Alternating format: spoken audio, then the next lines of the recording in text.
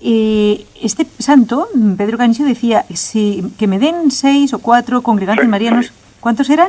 Yo creo que eran 6. 6. No, pero que el caso... me perdone no, si me equivoco. eso no tiene importancia. Lo que me refiero es que él no está hablando ya de sacerdotes, está hablando de laicos, claro, que han sido, sí. que tienen este espíritu de congregantes marianos, claro, y que a lo mejor uno es médico, el otro a lo mejor es zapatero, el otro es ingeniero, y cada uno desde su trabajo es luz para el mundo. ¿Es así? Yo creo que eso es exactamente así. Y hay, incluso hoy en día, yo creo que hay ejemplos de cómo ese fervor es una... Claro, es que nosotros todos en este mundo seguimos una llamada, o si no, o a lo mejor lo que hacemos es no seguirlo, que deberíamos de hacerlo, ¿no? Pero Dios nos llama de varias maneras. Uh-huh. Y las congregaciones marianas es una espiritualidad que va dirigido a apoyarse en María. Y además el congregante lo que piensa es que somos las manos de la Virgen en la tierra. Qué bonito. Un poco, ¿no? Eso es la idea. Luego después somos un desastre porque no podemos evitar hacerlo. Somos humanos, don Alfonso Bertodano, pero lo importante es ponernos en esas manos de María, y hay que ver, usted nos va a decir ahora qué obras han conseguido, por ejemplo, esta congregación mariana de la que usted forma parte, de la Asunción, en qué... bueno, luego nos dirá también qué actividades tienen actualmente, pero cómo empezó y qué cosas se han ido haciendo de la mano de la Virgen, o mejor, qué cosas han dejado hacer a la Virgen a través de ustedes. La cuestión es que en un principio, en los centros de estudio de los jesuitas, no eran todos congregantes, los alumnos se encarnaban en hermandades.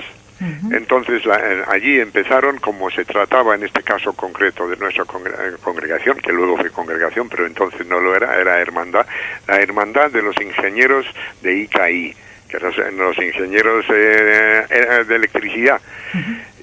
Y entonces estos, en el año 1934 es cuando se empezó, y en un momento dado, un joven recién salido de la facultad, de la escuela, y recién casado, falleció. Y su viuda se encontró que no tenía medios. Entonces los demás pues se unieron y dijeron pues ahí no tenía ni siquiera dinero para el entierro. Entonces pues nada, le ayudaron, le pusieron dinero todos y tal, para darle un dinero para enterrar y para unas misas de sufragio por su alma. Y de ahí nació la primera obra, que era muy bonita y que subsiste hoy. Y era de ayuda precisamente, tanto de una ayuda pequeña material en el momento de la defunción y misas, que el sufragio del alma del difunto. Uh-huh. Y eso sigue. Unos años después, después ya de la Guerra Civil, en el año 43, decidieron los miembros de la Hermandad de San Fructuoso que iban a convertirse en congregación mariana. La particularidad, que es una cosa de poca importancia, es que las hermandades se llamaban por el nombre del santo, pero no mencionaban primero el nombre de la Virgen, pero siempre tenían la advocación de la Virgen. Entonces esto fue, como hermandad, fue la hermandad, que no se decía, de la Asunción de Nuestra Señora y de San Fructuoso. Uh-huh. Entonces, entonces eso fue el nombre ya completo que adoptaron en el momento de convertirse en congregación mariana. Y una cosa muy importante es que en aquellos años, 1943, todavía no había sido definido como dogma la asunción de Nuestra Señora al cielo. ¿Tiene esto algo que ver con ustedes? Pues tuvo que ver porque era una de las promesas que hacían los miembros de la congregación, era rezar por la asunción. Y el dogma de la Asunción. Y efectivamente, en el año 48, el Papa Pío XII pronunció el dogma de la Asunción de la Virgen, y a partir de ese momento pues teníamos ya ganado la batalla, uh-huh, por decirlo así, ¿verdad? A partir de ese momento pues eso desapareció ese fin, pero no el fin de honrar a la Virgen y de venerarla y de tratarla como madre, porque lo es, y nos ayuda enormemente, ¿verdad? Además, ahora, don Alfonso Bertodano, podemos decirle, hay bastantes asociaciones católicas de hijos amantes de la Virgen, ¿verdad? Sí. Que también están deseando que pueda ser, cuando sea conveniente, pueda ser definido como doma, que María es la mediadora maternal de todas las gracias. Ay, sí. Esto es una cosa muy importante que también la queremos pedir. Pues también, ¿ustedes lo piden? Sí, ya lo creo. Pues me parece muy bien. Habrá que ponerlo como nuevo objetivo, ¿verdad? No le quepa duda, porque sí. Es claro, una vez que María está en el cielo, en cuerpo y alma, no está ociosa. Claro. Está cumpliendo la misión que le ha encomendado nuestro Señor, y una misión, diríamos, universal. No es para ti sí y para el otro no, es para todos los hombres y para todas las gracias. Sí, hay un artículo que escribió hace unos años el padre Cándido... ¿Pozo? Cándido Pozo, ¿sí? En que precisamente decía que, claro, el corazón de María es el único corazón que late en el cielo junto al corazón de Jesús. Así es, así es. Es que es muy bonito. Sí. En este momento, en cuerpo y alma, mientras se dé y la su resurrección. Corazón late. Es que es un pensamiento muy bonito.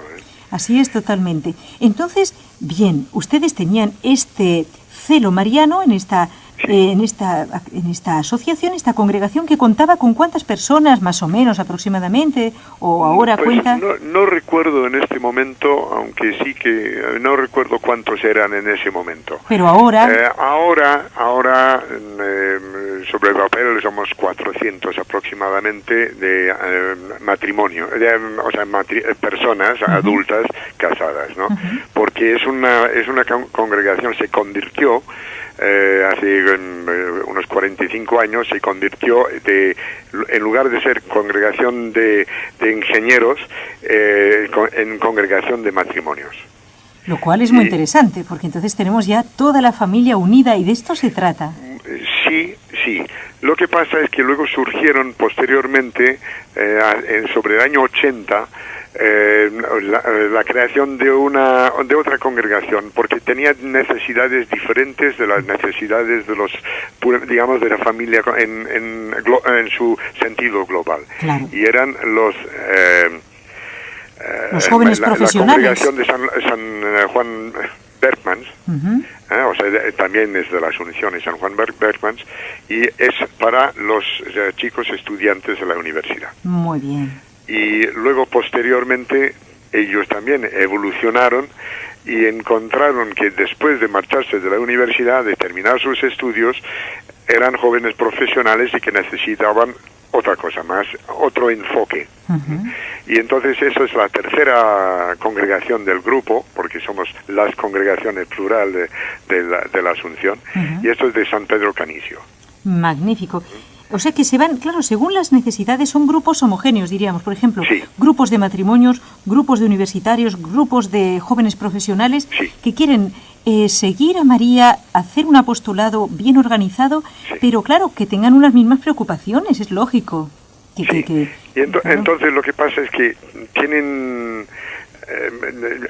una faceta diferente, y es que naturalmente hay nuestra regula vitae que tenemos que cumplir, que tenemos que tener un director espiritual, tenemos que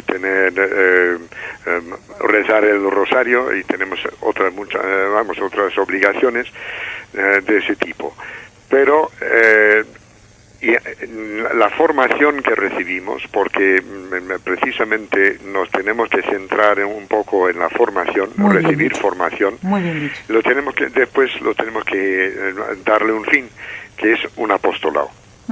Entonces el apostolado en la congregación nuestra empezó siendo hermandad, que empezaron a hacer apostolado los jóvenes ingenieros después de la guerra, en el año 39-40, en el barrio de La Ventilla, en la parroquia que había estado precisamente el padre José María, el santo José María Rubio, y allí empezaron a dar clases, porque allí no había clases. A partir de los 12 años no aprendían nada. Entonces iban allí, me parece que fueron 11 estudiantes ingenieros recién terminados sus estudios, y fueron allí a dar clases en la parroquia, etcétera.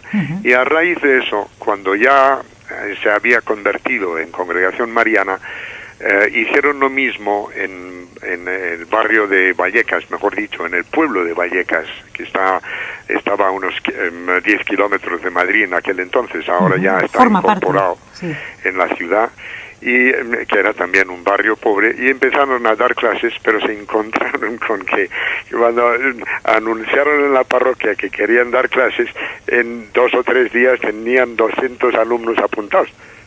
Y entonces eso, al ver cómo iba fructificando en el año 50, entonces hicieron un patronato. Y ese colegio existe hoy. Muy bien, son frutos que perduran. Esto es lo que la Virgen María... ella, hay gente que está muy equivocada, don Alfonso, en este último minuto lo podemos comentar. Gente que piensa que una persona que tiene devoción a María es una persona... pues beata en ese sentido, ñoña, o que está todo el día pasiva, sin hacer nada. Es todo lo contrario, como lo estamos viendo. Claro.